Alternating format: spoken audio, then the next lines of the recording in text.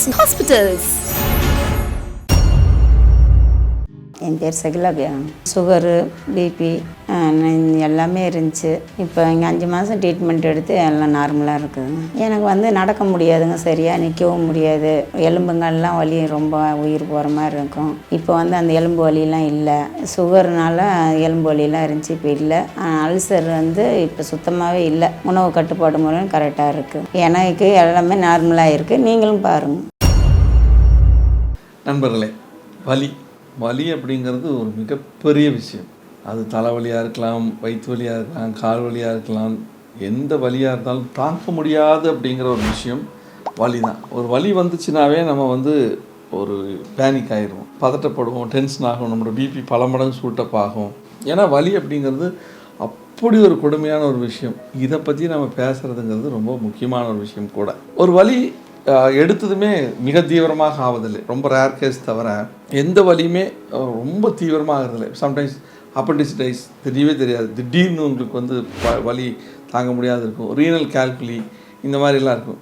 அப்போ இந்த மாதிரி வலியில் இன்டகிரேட்டட் மெடிசன் இருக்கா அப்படின்னு கேட்டிங்கன்னா கண்டிப்பாக இருக்குது. அப்பண்டிசிடைஸ் எல்லாம் பொறுத்தளவுக்கு நீங்கள் பார்த்தீங்கன்னா எங்கள் மருந்துகள் ஒரு 1/2 hour அரை மணி நேரத்தில் ஒர்க் பண்ணும். 2வது நாள் 3வது நாள் பார்த்தீங்கன்னா அந்த இன்ஃப்ளமேஷன் இருக்காது. நீங்கள் ஸ்கேன் எடுத்து பார்த்தீங்கன்னா தெரியும். பிஃபோர் அண்ட் ஆஃப்டர் ஸ்கேன் பார்த்தீங்கன்னா அது தெரியும். ரொம்ப அற்புதமான மருந்து. அது போய் சர்ஜரி பண்ணும்போது தேவையில்லை. இந்த மருத்துவத்தை பொறுத்தளவுக்கு அது தேவையில்லை. ஒன்றும் பயப்பட வேண்டியதில்லை. வித்தின் 1/2 hour உங்களுக்கு ரிவர்ஸ் ஆக ஆரம்பிச்சிடும். அதே மாதிரி தான் ரீனல் கால்குலி, அதாவது சிறுநீரக கற்கள், அதுவும் அந்த மாதிரி இதெல்லாம் தவிர நம்ம பொதுவாக அதெல்லாம் வெறும் மருந்துகள் மூலமாக கரைத்து வெளியே கொண்டு வர முடியும். சிலது 1 or 2 உடஞ்சி அந்த யுரித்ரா வழியாக வெளியே வந்துடும். இந்த மாதிரி நிறையா விஷயங்களை பண்ண முடியும். இதெல்லாம் பேசிக்காக செஞ்சுக்கலாம். ஆனால் பெயின் அப்படிங்கிறது இன்றைக்கி நிறைய பேரால் அறியப்படுற ஒரு பெயின் என்னன்னு பார்த்தீங்கன்னா மூட்டு வலி, ஜாயிண்ட் பெயின். ஸோ இதை நம்ம பேசிக்காக என்னன்னு தெரிஞ்சுக்கணும். That is called osteo arthritis, அதாவது மூட்டு சம்மந்தப்பட்ட வலி. நம்ம இது காரணங்கள் நிறையா இருக்குது. ஒன்று நம்மளுடைய உணவு பழக்க வழக்கங்கள், நம்ம பொதுவாக சொல்லக்கூடிய ஒரு விஷயம். நிறைய பேருக்கு அதை பற்றி அவேர்னஸே கிடையாது. ஏன்னா நம்ம ஒரு கார் வாங்குறோன்னா அதை பற்றி தெரிஞ்சு வச்சுருக்கிறோம், ஒரு வீடு வாங்குறோன்னா அதை பற்றி தெரிஞ்சு வச்சுருக்கிறோம், எல்லாத்த பற்றி தெரியும். ஒரு மொபைல் வாங்குறோன்னா அதை பற்றி தெரிஞ்சு வச்சுருக்கிறோம். அதோட கான்ஃபிகரேஷன் என்ன எல்லா டீட்டெயிலுமே இன் அண்ட் அவுட் நமக்கு தெரியுது. ஆனால் ஹெல்த்தை பற்றி தெரியுதா? அதுக்கான நம்ம கான்சன்ட்ரேட் பண்ணுறோமானா ரொம்ப ரொம்ப குறைவு. ஸோ அப்போ இந்த விஷயத்தை பேசிக்காக நீங்கள் தெரிஞ்சுக்கிட்டீங்கன்னா எல்லாத்தையுமே நம்ம சீக்கிரமாக தவிர்க்க முடியும். இப்போ வலி வருதுன்னதுமே நீங்கள் அலர்ட் ஆகிடணும். ஏன் வருது? மூட்டு வலி வருது. அப்போ நம்ம வெயிட் அதிகமாக இருக்கா, அதை குறைக்கணும். நம்ம உணவுகளில் நல்ல HDL அதிகமாக இருக்கக்கூடிய எண்ணெய்களை சேர்த்துறோமா? செக்கிலாட்டின கடலெண்ணெய், செக்கிலாட்டின எண்ணெய், செக்கிலாட்டின தேங்காய் எண்ணெய், செக்கிலாட்டினது பியூரிஃபைடு ஆலிவ் ஆயில், நல்ல நெய், இதெல்லாம் நம்ம நிறையா சேர்த்துக்கிறோம்னா இல்லை, பயம். ஏன்னா அப்படி ஒரு அறிவுறுத்தல் இருக்குது. ஐயோ என்ன சாப்பிட்டீங்கன்னா கொலஸ்ட்ரால் வந்துடும். கொலஸ்ட்ரால் உடம்புக்கு தேவை. இதை முதல்ல புரிஞ்சுக்குங்க. கொலஸ்ட்ரால் இல்லாத உடம்புக்கு கண்டிப்பாக பிரச்சனைகள் வரும். ஏன்னா இதை பற்றி தெளிவான நிலை யாருக்குமே கிடையாது. ஏன்னா எடுத்ததும் சொல்லிடுவாங்க, ஐயோ கொலஸ்ட்ரால், நெய் சாப்பிட்றாதீங்க, நல்லெண்ணெய் சாப்பிட்றாதீங்க, தேங்காய் எண்ணெய் சாப்பிட்றாங்க. கிடையாது. கடலை எண்ணெய் சாப்பிட்டிங்கன்னா உங்களுக்கு சுகர் வர்றதுக்கான வாய்ப்புகள் ரொம்ப குறைவு. நல்லெண்ணெய் சாப்பிட்டிங்கன்னா ஹார்ட்டுக்கான பிரச்சனைகள் எதுவுமே வராதுக்கு வாய்ப்புகள் ரொம்ப ரொம்ப குறைவு. நெய் சாப்பிட்றது நம்ம உடம்புல இந்த உயவு எண்ணெய்கள்னு சொல்லுவாங்க இல்லையா, அந்த உள்ளுக்குள்ள லூப்ரிகேஷன்ஸ் அதிகமாக இருக்கும், ஸ்கின் டோன் நல்லா இருக்கும். தேங்காய் எண்ணெய் சாப்பிட்டிங்கன்னா லாரிக் ஆசிட் இருக்கிறது, தாய்ப்பாலுக்கு இணையானது. ஸோ இது எல்லாத்தையும் அமுக்கிட்டாங்க. இதெல்லாம் சாப்பிடாத கொலஸ்ட்ரால். அப்போ நமக்கு ஆட்டோமேட்டிக் மூட்டு வலி வரதானே செய்யும். இப்போ நீங்களாம் பார்த்தீங்கன்னா நல்ல வெயிட்டாக இருப்பாங்க, அவங்களுக்கு மூட்டு வலியே வராது. காரணம் நல்ல உணவு சாப்பிடுவாங்க. இதை தெரிஞ்சுக்கணும். அந்த காலத்தில் கிடையாது. இப்போ நம்ம 30 வயசு ஆச்சுன்னா மூட்டு வலி வருது. ஸோ நம்ம நிறைய அதில் மிஸ்டேக் பண்ணுறோம். 40 வயசுக்கு மேலே நம்ம உடம்புக்கு அதிகமாக ப்ரோட்டீன் தேவை, ஃபேட்டு தேவை, நல்ல ஃபேட்டு. இதை நம்ம விட்டுட்டு கார்போஹைட்ரேட் அதிகமாக எடுத்துக்கிறோம். இதனால் வரக்கூடிய விளைவுகளும் ஜாஸ்தி. அப்போ மூட்டு மாற்று அறுவை சிகிச்சை தான் பண்ணணுமா அப்படின்னா தேவையில்லை. ஏறக்குறைய 95% கேசஸ் தேவையில்லாமல் நம்ம மருந்துகள் மூலமாக அதை குறைக்க முடியும். அதுலேயும் இன்டகிரேஷன் அப்படிங்கிறது ரொம்ப ரொம்ப அற்புதமான விஷயம். இந்த மசில் போன் நியூரோக்கான மருந்து கொடுப்போம். உள்ளுக்குள்ளே அந்த லூப்ரிகன்ட் ஃபார்ம் ஆகிற சைனல் ஃப்ளூயிட் அதிகமாகறதுக்கான மருந்துகள் கொடுப்போம். அடுத்தது தெராப்பீஸ் கொடுப்போம். ஸோ தெரப்பியில் நிறையா இருக்குது. பஞ்சகர்மாலெல்லாம் பார்த்தீங்கன்னா ரொம்ப அற்புதமான சிகிச்சையெல்லாம் இருக்குது.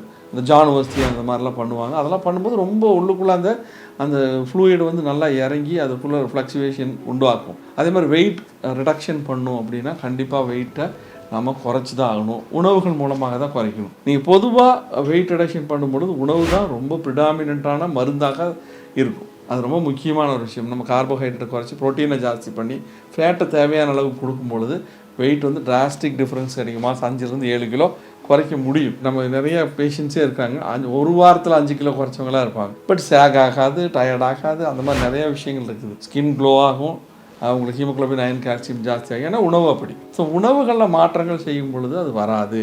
சம்டைம்ஸ் வந்துருச்சுன்னா நம்ம கண்டிப்பாக ஒபீஸாக இருந்தால் வெயிட் ரிடக்ஷன் பண்ணி தான் ஆகணும். ரொம்ப ரொம்ப முக்கியமான ஒரு விஷயம். ஒரு கோர்ஸ் ஆஃப் டைம் இப்போ டீஜெனரேட்டிவ் ஆகி உள்ளுக்குள்ளே வந்து பொண்ணுங்க கரோடு ஆயிடுச்சு, எலும்பு ஒன்று கொண்டு தேயுதுன்னா அந்த நேரங்களில் சில நேரங்களில் நீங்கள் மருந்துகள் தொடர்ந்து எடுத்துக்கொள்ள வேண்டி வரும். முதல்ல வந்து மசில் ரிலாக்ஸ்டன் மாதிரி மருந்து எடுத்துகிட்டு அதுக்கப்புறம் இந்த ஸ்பைனல் ஃப்ளூயிட் அதிகப்படுத்துகிற மாதிரி சில மருந்துகளை எடுத்துகிட்டு சில தெரப்பீஸ் கொடுக்கும் பொழுது அது நல்லா இருக்கான வாய்ப்புகள் ரொம்ப ரொம்ப ஜாஸ்தி. ஸோ இதை நீங்கள் புரிஞ்சுக்கணும். இப்போ இது ரொம்ப ரொம்ப இம்பார்ட்டண்ட்டான ஒரு விஷயம். ஆஸ்டியோ ஆர்த்ரைட்டிஸ் இல்லாத ஆட்கள் ரொம்ப கம்மி, வயதானவே வந்துடுது. அதுக்கு இன்னொரு விஷயம் என்னென்னு பார்த்தீங்கன்னா, இது நம்ம ப்ராப்பர் ஃபுட் எடுக்காததில் முக்கியமாக நம்ம சாப்பிட்ற சாப்பாடு வந்து ரத்தமாகி, சதையாகி, நரம்பாகி, எலும்பு மஜ்ஜையாகி அப்படி மாறும். ஸோ விட்டமின் D3 நிறைய பேர் குறைவு. நீங்கள் டெக்ஸான் ஒரு டெஸ்ட் இருக்குது, அதை எடுத்திங்கன்னா போன் மினரல் டென்சிட்டி ரொம்ப எடுத்துகிட்டு BMDன்னு சொல்லுவாங்க இல்லையா, அது கம்மியாக இருக்கும். அது காரணம் என்ன? உணவுகள் தான். சரி, நீங்கள் உணவுகள் கரெக்டாக எடுத்திங்கனாவே எல்லாமே கொஞ்சம் பேலன்ஸ்டாக இருக்கும். ஸோ அந்த போனில் உங்களுக்கு பிரச்சனையே வராது. இப்போ 40 வயசுக்கு மேலே நம்ம கரெக்டாக வந்து ப்ரோட்டீன் எடுத்துக்கலைங்கும் போது நம்ம எலும்புகள் இருக்கிற மஜ்ஜையிலிருந்தும் அந்த இதிலிருந்தும் நம்ம வந்து உடம்பு ப்ரோட்டீன் எடுக்க ஆரம்பிக்கும் போது எலும்பு வீக் ஆகிடும். ஸோ ஆஸ்டியோபீனியா, ஆஸ்டியோபோரோசிஸ், அதாவது எலும்பு அடர்த்தி குறைவு நோய், எலும்பு அடர்த்தி சிதைவு நோய் போன்ற விஷயங்கள் வரலாம். எலும்பு சிதைவு நோய் அப்படிங்கிறது பொடிஞ்சிரும். லிட்டரலாக அது ஒரு அடிபட்டாவோ இதை போட்டால் எலும்பு பொடிஞ்சிரும். ஈவன் நீங்கள் ஜாயின் போட்டால் கூட நிற்காது. ஏன்னா அந்தளவுக்கு எலும்பு ரொம்ப திக்னஸ் குறைவாக இருக்கும். நீங்கள் ஒரு எலும்பு நமக்கு நான்வெஜ் சாப்பிட்றவங்களுக்கு தெரியும், எலும்பு கட்டிச்சு சாப்பிடும்போது அது வந்து ஒரு ஸ்ட்ராங்காக இருக்கிறதுக்கும் டக்குன்னு அமுத்துனா போகிற ப்ராய்லர் சிக்கனுக்கும் நிறைய வித்தியாசம் இருக்குல்ல. அப்போ அந்த மாதிரி நம்ம ப்ராய்லர் சிக்கனாக மாறிடுவோம். ஸோ இதை நீங்கள் புரிஞ்சுக்கிட்டு தான் நம்ம எடுக்கணும். அதே மாதிரி நீ கேப் போட்டுக்கிறது ரொம்ப ரொம்ப முக்கியம், இந்த பெயின் நிற்கிற வரைக்கும். சரி, ஃபார் எக்ஸாம்பிள் நீங்கள் ஒரு 30 கிலோ ஜாஸ்தியாக இருக்கிறீங்க அப்படின்னா அந்த 30 கிலோவில் ஒரு 10 கிலோவோ ஏதாவது குறையிற வரைக்கும் நீங்கள் கொஞ்சம் சேஃபாக இருக்கணும். ஏன்னா ரொம்ப நேரம் நிற்கிறதோ தொடர்ந்து நடக்கிறதோ கண்டிப்பாக அந்த பெயினை அதிகப்படுத்தும். இனியும் சொல்ல போனால் தேய்மானத்தை அதிகப்படுத்தும். தேய்மானம் அதிகமாச்சுன்னா மறுபடியும் உங்களுக்கு அது சரியாகிறதுக்கான வாய்ப்புகள் குறைய ஆரம்பிச்சிடும். ஸோ தொடர்ந்து மருந்துகள் எடுத்துக்கும். நான் முதலே சொன்ன மாதிரி தான். So don't give any lifetime medication, and if it is needed that should be without side effect. எந்த பக்கவிளைவு இல்லாத மருந்துகளை ஒரு சமயம் வாழ்நாள் மருந்துகள் எடுத்துக்கொள்ளும் பொழுது தேவைப்பட்டால் கொடுக்க வேண்டிய அவசியம் ஏற்படும். ஸோ இது ரொம்ப ரொம்ப தெரிஞ்சுக்கோங்க. ஸோ இது வந்து பெயினில் ஒரு செக்மெண்ட் தான் இந்த ஆஸ்டியோ ஆர்த்ரைட்டிஸ்ன்னு சொல்கிறது, OA அப்படின்னு சொல்லுவாங்க.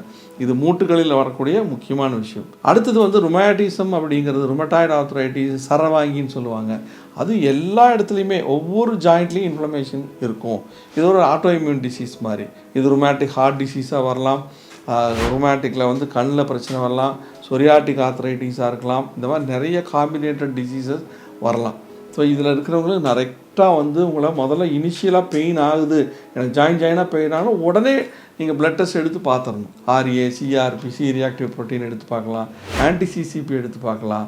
ஸோ இதெல்லாம் ரொம்ப ரொம்ப முக்கியமான விஷயம். இது பார்த்துட்டிங்கன்னா இதோட இது தெரிஞ்சிடும். இதில் இன்னும் தீவிரமான விஷயம் SLE போன்ற விஷயங்கள் இருக்குது. அதை நம்ம பின்னாடி வரக்கூடிய எபிசோடில் பார்ப்போம். ஸோ இந்த ஆஸ்டியோ ஆர்த்ரைட்டிஸை பொறுத்தளவுக்கு மசில் போன் நியூரோவை நல்லா ஸ்ட்ராங் பண்ணணும், டயட்டை நல்லா ஸ்ட்ராங் பண்ணணும். சில ப்ராக்டிசஸை வந்து அந்த மசில் அந்த டைட்னஸ் பண்ணுறக்கும், நடந்தால் கூட அந்த பெயின் வராமல் இருக்கிறதுக்கான சில பயிற்சிகள், சில தெரப்பீஸ் எடுத்திங்கன்னா இது முழு அளவில் க்யூர் ஆகிறதுக்கான வாய்ப்புகள் நிறையா இருக்குது. ஸோ மருத்துவர் அறிவுரைப்படி உணவு முறைகள், பயிற்சிகள், மருந்துகள் எல்லாம் எடுத்துக்கிட்டிங்கன்னா மோஸ்ட் ஆஃப் த கேசஸ், ஏறக்குறைய 95-96% ஆஃப் தி இந்த osteo arthritis cases without surgery நம்ம சரி பண்ண முடியும். கோஆப்ரேஷன் அப்படிங்கிறது முக்கியமான ஒரு விஷயம். ஸோ எவ்வளோ ஒரு நல்ல விஷயம் யோசிச்சு பாருங்கள். நல்லா நடக்கலாம், ஓடலாம், நல்லா இருக்கலாம் அப்படிங்கும்போது அதுதான் முக்கியம்.